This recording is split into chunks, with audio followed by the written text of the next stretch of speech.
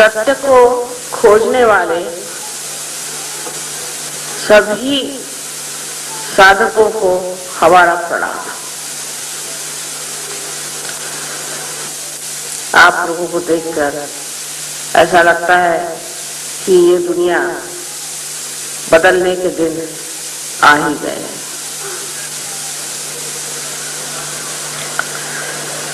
आपकी उत्कंठा बिल्कुल जाहिर है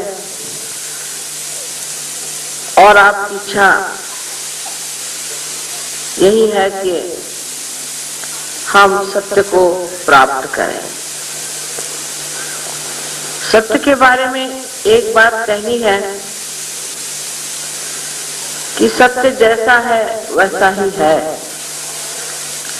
अगर हम चाहें कि उसे हम बदल दें तो उसे बदल नहीं सकते, और अगर हम चाहें कि अपने बुद्धि या मन से कोई एक धारणा बनाकर उसे सत्य कहें तो वो सत्य नहीं हो सकता। तो सत्य क्या है? सत्य एक है कि हम सब आत्मा हैं, हम आत्मा स्वरूप।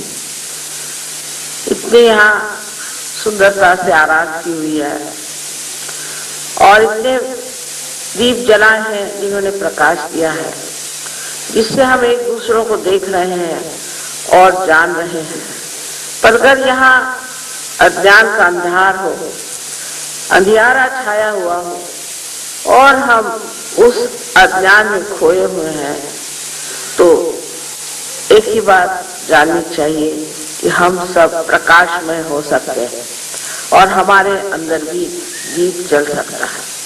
और ये दीप हम बहुत आसानी से प्रज्वलित कर सकते हैं, जला सकते हैं और उसका उजाला सारे संसार में हम फैला सकते हैं। आज तक परमात्मा के नाम पर बड़ी मेहनत की गई। परमात्मा के विश्वास पर ही हम लोग जुटे रहे हैं। ये बात और किसी देश में नहीं जो हमारे देश में है कि कितनी भी विपत्तियां आई, कितनी भी तकलीफ हुई, तो भी हम सोचते रहे कि एक दिन ऐसा आएगा कि परमात्मा हमें जरूर रास्ता दिखाएगा और हम उस सुवर्ण दिन की राह देखते रहे जहां हम अपने मोक्ष को प्राप्त करेंगे। हमें सिर्फ अपने अज्ञान से मोक्ष मिलना है और यह अज्ञान हमारे अंदर तरह तरह की चीजों से आबसा हुआ। जैसे कि बचपन से कोई बात बताई जाती है, चार लोगों से सुनते हैं, या हम किसी एक धर्म में पैदा हो गए तो उस धर्म की बातें जो चल पड़ी वही हमारे लिए विशेष हो जाती और वो हर जगह अलग अलग रूप लेकर के ऐसी कुछ विचित्र हो जाती है कि हमारे बच्चे पूछते हैं कि ये सब करने से क्या फायदा हुआ। आप इतना सब कुछ करते हैं लेकिन आप में तो कोई अंतर नहीं हुआ। और कोई आदमी अगर हिंदू हो, चाहे मुसलमान हो, चाहे ईसाई हो, चाहे सिख हो, हर जाति का, हर धर्म का आदमी हर प्रकार का पाप कर सकता है, हर तरह का गुनाह कर सकता है। ये कैसे? अगर हम लोग धार्मिक हैं और हमारे अंदर का धर्म है तो हमसे गुनाह कैसे होता है? लेकिन हम देखते हैं जो बड़े बड़े संत साधु हो गए, जिनके हमारे सामने इतने उदाहरण हैं कि वो लोग कभी गलत काम नहीं करते और वो गलत लोगों के सामने झुकते भी नहीं। आप यहाँ पे औलिया निजामुद्दीन साहब के बारे में जानते हैं कि शाह ने कहा था कि अगर तू मेरे सामने झुकेगा नहीं तो मैं तेरी गर्दन उड़ा दूंगा। वो झुके नहीं, उनका मैं परमात्मा के सामने झुकता हूँ। और आप आगे भी जानते हैं कि उसके बाद उसी शाह की ही गर्दन उड़ गई।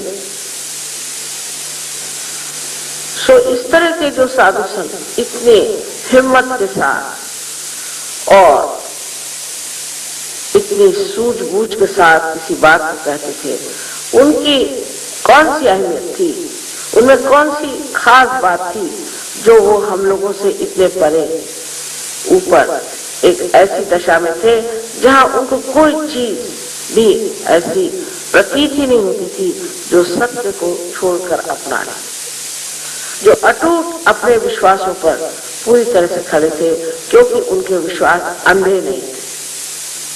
जो विश्वास थे वो जानते थे कि ये बात सत्य है।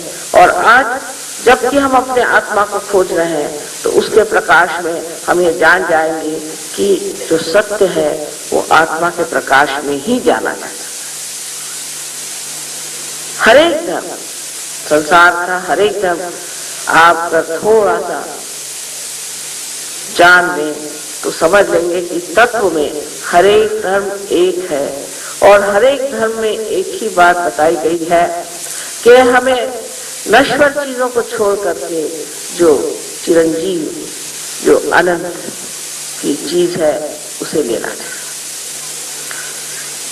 हम लोग बहुत बार सांसारिक बातों में इस तरह से लपट जाते हैं कि इस चीज को भूल जाते हैं कि जो नश्वर चीजें हैं जहां तक है वहां तक ठीक है, लेकिन उसमें अतिशयता कर देने से हमारा सर्वनाश हो जाता है, क्योंकि वो ही स्वयं नाशमय है। अंत में हमारा भी नाश उससे हो जाता है। लेकिन इस सब को जानने के लिए हमारे अंदर ज्ञान होना चाहिए। ज्ञान का मतलब ये नहीं कि पढ़ना लिखना।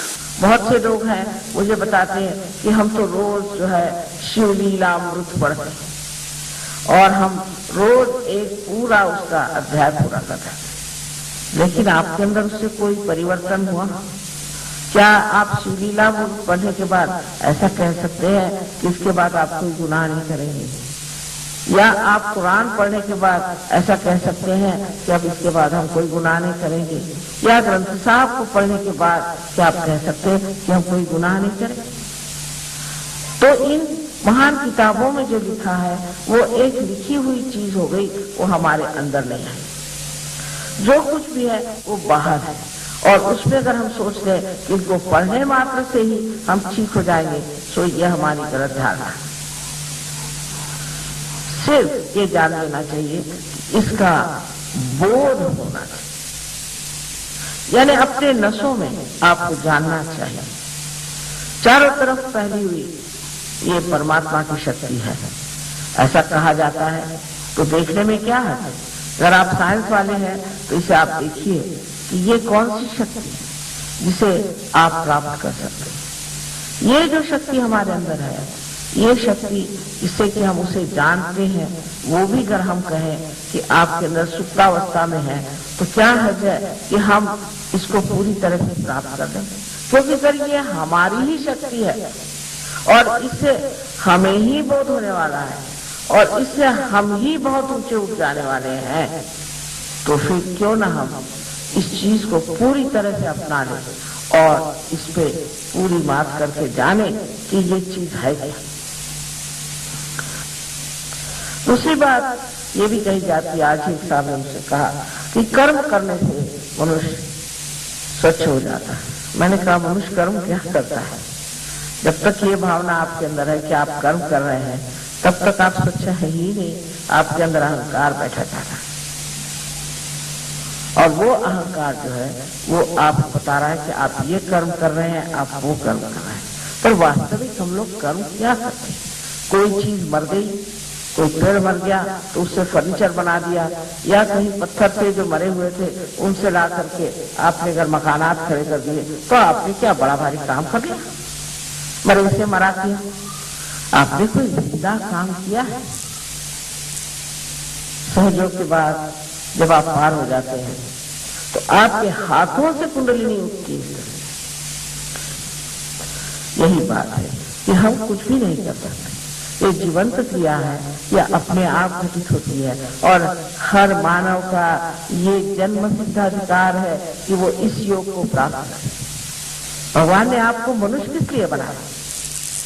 आधा अधूरा छोड़ देने के लिए, इस अज्ञान में गोते लगाने के लिए?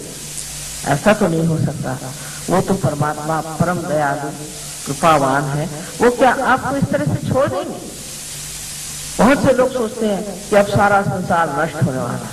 अरे जिसने ये संसार बनाया वो इतना बलिष्ठ और समर्थ है, वो क्या इस संसार को नष्ट होने देगा? कभी भी नहीं। और इसलिए जान लीजिए कि आप लोगों में से ही वो बलिष्ठ लोग तैयार होंगे जो सारे संसार को बदल सकते हैं और सारी दुनिया में आनंद ला सकते हैं। दूसरी बात ये भी है कि ये जैसे यहाँ इतने सारे आपने लाइट्स लगाए हैं और कब कोई पूछे कि भाई इन लाइट्स को इस तरह से जलाना है तो कहेंगे एक स्विच है उसे जला दीजिए, लाइट हो जाएगी। इसी प्रकार आपके अंदर भी पूर्ण व्यवस्था हो गई। उन्होंने बहुत सुंदर सारी व्यवस्था आपके अंदर कर रखी व्यवस्थित रूप से, और बस एक स्विच लगाने की बात है कि वो सब हो जाएगा। अब अगर कोई बताए कि कहाँ से बिजली लाए, कहाँ से ये ले आए, वहां से वो लाए, ये बिजली का इतिहास क्या है, तो सर दर्द हो जाएगा। आप कहेंगे भैया पहले बत्ती लगाओ फिर बात करेंगे। ऐसी ही बात है, सहयोग में पहले आप अपना प्रकाश को प्राप्त हो और उसके बाद हम फिर बात करेंगे। तो हो सकता है कि आज अभी हम लोग इसका प्रयोग करें। आप सबको आनंद का आशीर्वाद।